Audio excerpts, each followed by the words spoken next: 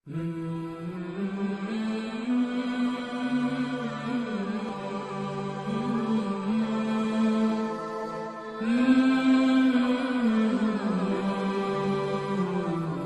اللہ الرحمن الرحیم نحمدہ ونصلی علی رسولہ الکریم۔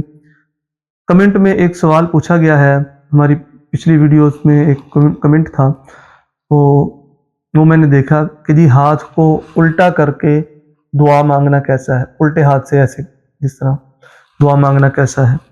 تو اس کے لیے ایک دو ہم پہلے باتیں کر لیتے ہیں، تمہیدی باتیں، تو پھر اس کا حکم بھی بتا دیتا ہوں۔ سب سے پہلے کہ دعا میں ہاتھ اٹھانا کیسا ہے، پھر ہاتھ کہاں تک اٹھانے چاہیے، اور ہاتھ سیدھے ہونے چاہیے یا ہاتھ الٹے ہونے چاہیے۔ تو ان تین یعنی کہ موضوعات پر ہم بات کرتے ہیں۔ نمبر ایک کہ نماز یعنی کہ دعا مانگے، چاہے وہ نماز کے بعد ہے چاہے وہ کہیں میں بھی ہے، دعا مانگنا، اس کے لیے ہاتھ اٹھانا کیسا ہے۔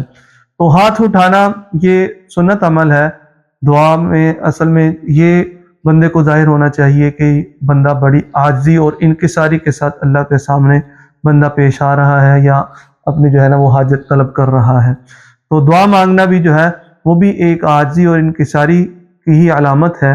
ایسے اگر بندہ کسی سے کوئی چیز مانگے تو ایسے ہی ہے جیسے کہ وہ اپنا عجز ظاہر کر رہا ہے۔ تو اللہ کے سامنے اپنی عاجزی ظاہر کرنے کو یا کچھ مانگنے کو دعا کہتے ہیں۔ تو دعا مانگنے میں، کسی چیز کو مانگنے میں، جس طرح دیکھیں نا، باہر دیکھتے ہیں کوئی جو مانگنے والے ہوتے ہیں تو کیسے وہ منہ بنا کے، کیسا مظلوم سا معصوم سا منہ بنا کے کہتے ہیں کہ جی اللہ کے نام پہ دے دو۔ تو ہم اللہ سے مانگ رہے ہیں تو اتنی عاجزی ہمارے اندر ہونی چاہیے، انکساری ہونی چاہیے کہ اللہ کو ہماری حیات دیکھ کے ہی ترس آ جائے۔ بہرحال دعا کے لیے ہاتھ اٹھانا، بعض علماء نے اس کو مستحب لکھا ہے، بعض نے مسنون لکھا ہے۔ تو میری ذاتی رائے بھی یہ ہے اور مسئلہ بھی یہی ہے کہ یہ مسنون ہے، ٹھیک ہے۔ اور اب دوسرا مسئلہ کہ جی دعا میں ہاتھ اٹھانے کہاں تک چاہیے، تو اس میں بھی تین طرح کی جو ہے وہ روایات ملتی ہیں۔ بعض روایات میں یہ آتا ہے کہ جی ہاتھ سینے کے سامنے ہونے چاہیے، بعض روایات میں آتا ہے کہ ہاتھ جو ہے نا وہ کندھے تک ہونے چاہیے، بعض میں آتا ہے کہ جی ہاتھ جو ہے وہ منہ کے سامنے ہونے چاہیے۔ تو یہ تین جگہ ہے، سینہ، کندھے اور چہرہ۔ تو اب یہ ہے کہ جی ہاتھ جو ہے جب ہم نے اٹھانے ہیں تو اس کی حیت کیسی ہونی چاہیے۔ تو اس کا طریقہ کار یہ ہے کہ ہاتھوں کی یہ جو یعنی کہ پشت، یہ اندرونی ہتھیلی ہے، اس کا رخ آسمان کی طرف ہونا چاہیے اور ہلکا سا بیچ میں فاصلہ ہونا چاہیے، ٹھیک ہے۔ ایک روایت میں آتا ہے کہ جی حضور صلی اللہ علیہ وسلم اتنے ہاتھ زیادہ اٹھاتے تھے کہ آپ کی بغلوں کی سفیدی جو ہے وہ صحابہ کرام دیکھ لیتے تھے۔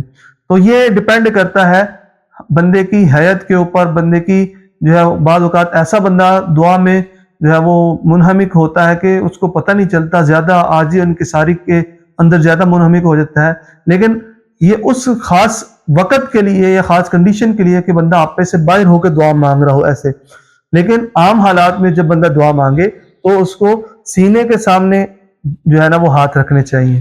اور ہاتھ جو ہے وہ تیسرا جو ہمارا مسئلہ ہے وہ یہ ہے کہ جی ہاتھ سیدھے ہونے چاہیے، ہاتھ الٹے ہونے چاہیے۔ دیکھیں کوئی بھی کام جو ہے وہ اگر کسی خاص عبادت کے ساتھ خاص ہو تو اس کو دوسروں کے ساتھ عام نہیں کر لیتے۔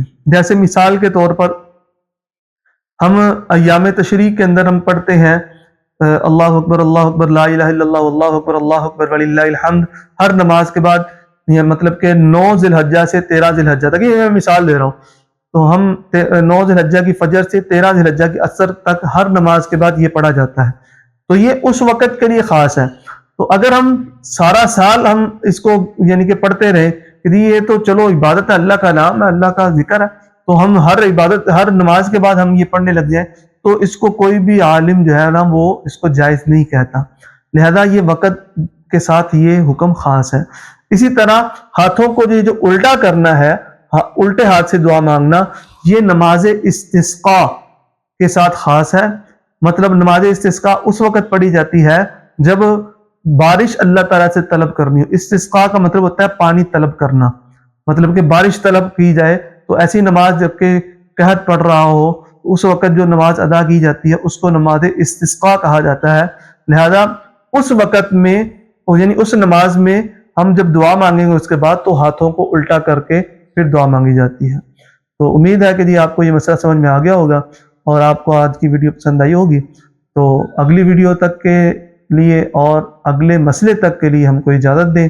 السلام علیکم ورحمۃ اللہ وبرکاتہ۔